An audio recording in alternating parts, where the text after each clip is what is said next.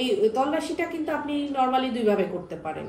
এক নাম্বার হচ্ছে যেটা ইনফর্মাল ওয়েতে, সেটা হচ্ছে আপনি সংশ্লিষ্ট ভূমি রেজিস্ট্রি অফিসে গেলেন বা জেলা যেখানে আর কি আপনার এখতিয়ারাধীন সেই ভূমি অফিসে যেয়ে আপনি ক্লার্কের মাধ্যমে যে বালাম বইগুলো রয়েছে সেই বালাম বইগুলো আপনি ঘেটে দেখলেন যে আসলেই ওই জমিটা কি পুরোটাই আছে নাকি কিছু অংশ আছে নাকি আসলে কিছুই নেই।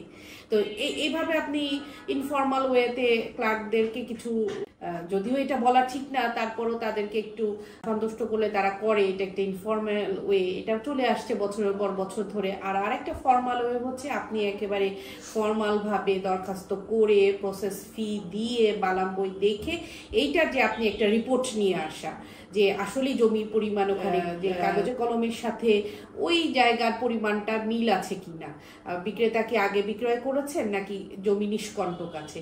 আপনি কিন্তু একটা জিনিস মাথায় রাখবেন যে আপনি বায়না করলেন বা পরবর্তীতে সমুদায় অর্থ দিয়ে দিলেন কিন্তু আপনি দখলে যেতে পারছেন না, তাহলে কিন্তু আপনার শুধুমাত্র দলিল কাগজপত্র নিয়ে লাভ নেই, আপনি যতক্ষণ না পর্যন্ত দলিলে মানে জমির দখলে যেতে না পারছেন।